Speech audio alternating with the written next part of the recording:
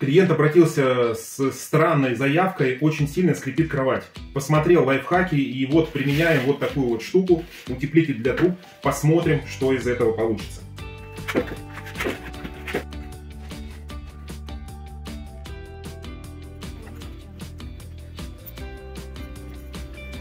Это я не качаю пресс, я проверяю кровать на скрип. Кстати, помогло, скрипа нет, но спросим еще через недельку у клиента. Итак, прошла неделя. Лилия, скажите, пожалуйста, как поживает наша кровать? Как кровать поживает прекрасно, большое вам спасибо. Не скрипит?